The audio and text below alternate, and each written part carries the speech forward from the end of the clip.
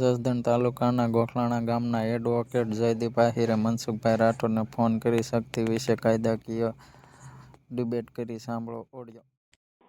હાલો. હા મનસુખભાઈ કોણ? હું એ કાલ ફોન કર્યો હતો તમને પહેલા. ક્યાં ગામથી? કાલ તમે કઈક લાયા ઓલી ગાડીમાં આવ્યો એટલે તરત કાપી નાખ્યો તો. ગોખલાણા ગામથી બોલું, જસદણના. ગોખલાણાથી? હા હા. કોણ બોલો?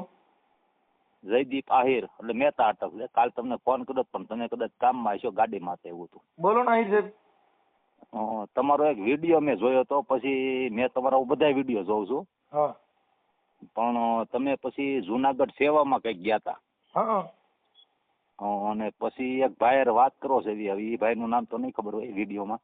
હા. કે આ તમે જે સેવા કરી ભાઈ તમને બિરદાવતા હતા, એટલે તમે કીધું એ ઉપર વાળું કઈક શક્તિ હશે એમ. હા. એટલે આપણે કરીએ છીએ એમ. હા. તો એ શક્તિ કઈ હું સાહેબ એટલું તમને પૂછવા માંગુ છું. એ અલૌકિક શક્તિ ભાઈ. કેમ કે આમ તમે માતાજીમાં ને એમાં માનતા નથી, બરોબર? તમારા બધા વિડીયો હું તમને પહેલી વાત કરું કે કોઈ પણ માણસમાં એક શક્તિ છે ને. હવે અટાણ મારા બાપાના 95 વર્ષ ઉંમર છે.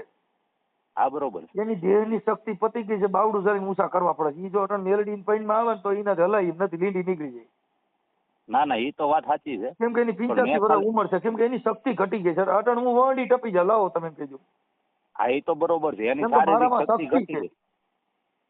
અને આ શારીરિક શક્તિ ઘટી જાય એટલે પછી કાંઈ ન થાય. તમે હજી જુવાન છો તો તમે હજી કરી આવો એમ. હા, એટલે દૈહિક શક્તિ જે છે, હા, એ શક્તિ થી પછી આત્મશક્તિ હોય, પછી પૂજા શક્તિ હોય, એ બધી શક્તિ જ છે.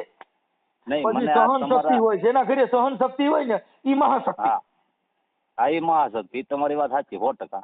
આપણે ઘરે બાય હારી હોય ને રિયામણું ન કાઢે એટલે તમે મહાન બની જાવ. પણ જો 125 નો કેસ કર્યો ખાધા ખોરાકીનો, એટલે પછી તમે એવું હોય તો બેવડો વળી જાય. હા ના ના, એ વાત તમારી સાચી હોય 100%. કેમ કે હું વકીલાત કરું છું. વાહ વાહ. તમારા વિડીયોમાં મને ઓલું ડિપ્રેશન દેખાડું ને થોડુંક ડિફરન્ટ, એટલે મેં ફોન કર્યો. કાંઈ વાંધો એટલે આપણે માનતા નથી. અને આમ તમે કીધું કે ઉપરવાળી શક્તિ કઈક કામ કરે છે. એક ઉપરવાળીની અલૌકિક શક્તિ નહીં, એટલે કઈક શક્તિ એમ કીધું. અલૌકિક શક્તિ જે પ્રકૃતિ છે, મારે સાંભળો, કે જે પવનથી પ્રકૃતિ છે. હા બરોબર. પ્રકૃતિ છે, ઈ કોઈ નથી. ભગવાન રામ હતો તે દી સૂર્ય હતો, કૃષ્ણ ભગવાન હતો તે દી સૂર્ય હતો, રામ રહીમ હતા તે દી સૂર્ય હતો, અને હજી પણ છે. આપણે બધા કરતો ખાઈ દઈએ ગયા. આજે છે એ બધા વહી ગયા, આજે સૂર્ય એમનેમ છે. તો એની તો ઉંમર થતી નથી ને, આ ગઈઢાઈ થતા નથી. નકર ભાઈ થાય કે ભાઈ રામ અવતારમાં જે સૂરજ તપતો હતો ને, અટાણે ગઢો થઈ ગયો. નકર તો ભાઈ ઈ તાપ પડતો હતો. મારે તમારું થોડુંક આ કઈક વિશેષ જાણવું હતું, એટલે મેં પૂછ્યું. મેં કીધું કઈક બીજું જાણવા મળશે એટલે મેં તમને પૂછ્યું. બીજો કઈ ઈરાદો નતો. આપણે એડવોકેટમાં ક્યાં પ્રેક્ટિસ કરો છો સાહેબ? જસદણ કોર્ટમાં સાહેબ. જસદણ કોર્ટ. ઓકે, આપનું નામ શું કીધું? આ જયદીપ મહેતા, પણ આ પાછું ઓલામ ન ચડાવતો અમારે સાહેબ.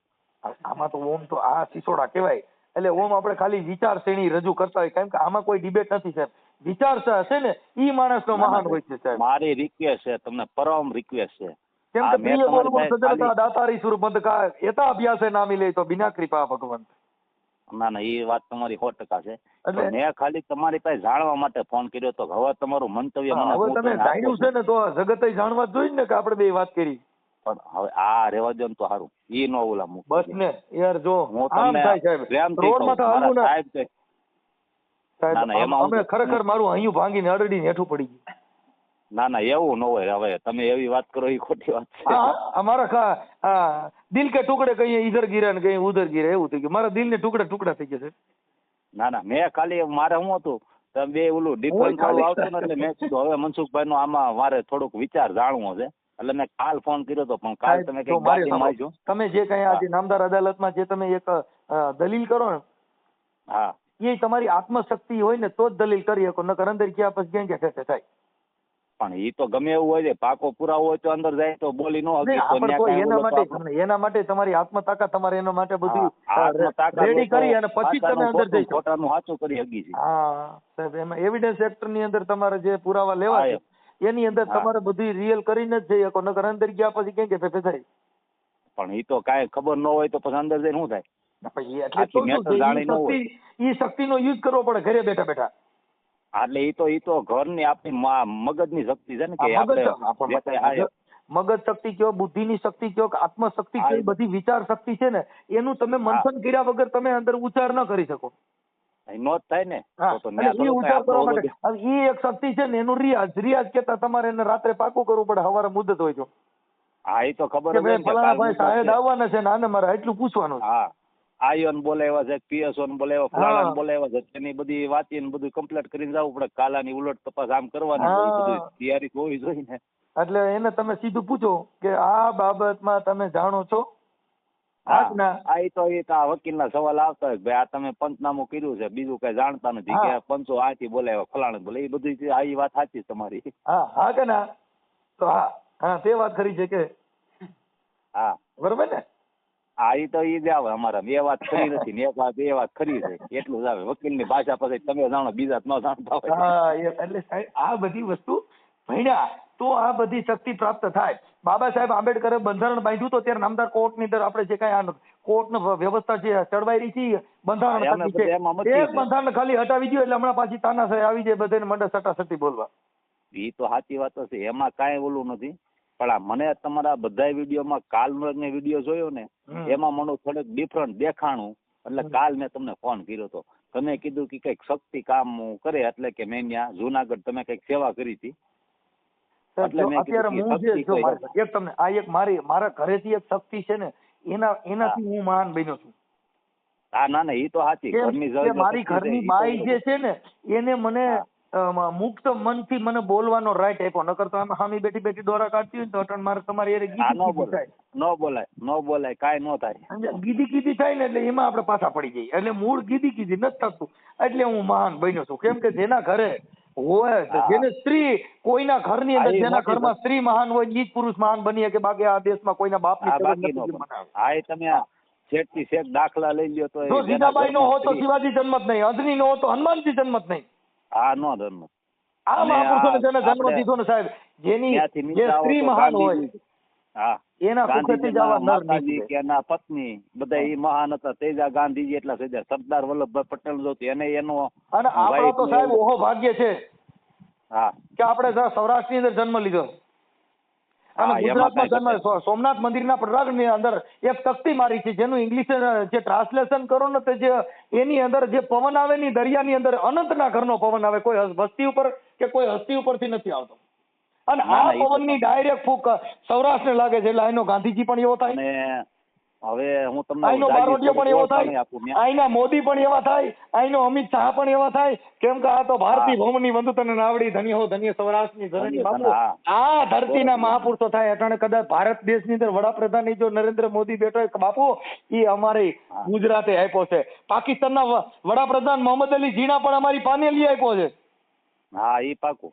હા અને બાબા સાહેબ નું બંધારણ બાંધ્યું ને તો સાહેબ મોહમ્મદ અલી જીણાનો પણ એમાં હાથ હતો સાહેબ. મહાપુરુષો થઈ ગયા. બધું હાલે છે. ભણેલા હોય એને ખબર હોય. બીજા ગુજરાતના જેટલા છે ને આપડા ગુજરાતી દેશ વિદેશમાં ગયા ભૂરિયા આવે ભૂખે મરે. હા એ સાચું છે. અહીંયા ડોકું કારખાનું કેવા ગાડી એમ નાખી દે, આપણે નાખી દે. બોલે યુયા કરતા ભાગી જાય. કેમ કે ભૂખ્યા મરે આઈડો સિંગરેવડી ગાય ની પથારી ફેરવી નાખ. હવે હું તમારા ગામની તમને થોડીક ઓળખાણ આપું. જી સાહેબ. દેવકુભાઈ ખાટરિયા. હા આયર. હા ઈ મારા અમારા પારિવારિક બધાની યાર સંબંધો છે. એટલે અમારા આપણે તો પારિવારિક સંબંધમાં એકબીજાના કાકા કુટુંબ ને એવું બધું થતું હોય. હા એ મારા મોટા ભાઈ ના સસરા થાય. ઓકે સાહેબ. અને પછી ઓલો શિવ એગ્રો વાળો પટેલ છે. હા ઘનશ્યામભાઈ તમારા રોડ. હા હા એની હારી સંબંધ. પણ આ ટૂંકમાં તમે મૂકતા નહીં મારા પાસે, એટલી મારી એટલી વિનંતી છે. આ તમને ખાલી હું આને વાત કરવા હાટું જ ફોન કર્યો હતો. મારે તમારે વાત કરવી છે. વિચારસરણી છે ને, જો અમે એક તમને આજે એડવોકેટ છો ને અમે એકાબીજા પાછી આપણે આવી ચર્ચા થઈ હોય પણ અત્યારે તમે માનો સાહેબ એક મિનિટ કે એની અંદર પબ્લિક ની અંદર જે વિચારોનો માણસનો ભય છે એ ઓડિયા થકી બહાર નીકળે છે. આજે તમે મને સાંભળ્યો તો મને ઓડિયા થકી. હવે આપણે બે વાતમાં એમ નહીં કે એની અંદર તમારે પ્રોત્સાહન આપવું જોઈએ કે માણસમાં સારો સુવિચાર એક થાય છે, માણસની પ્રજાનો જે ડર ભય મુક્ત બને છે. તો એની અંદર તમારે પ્રોત્સાહન આપવું જોઈએ. મૂકવું ન મૂકવું હોય તો પછીની મેટર થઈ ગઈ. હા ના એ તો પ્રોત્સાહન વિચારશ્રેણી છે એ મહાન છે અને લેનારા છે એ લે સાહેબ.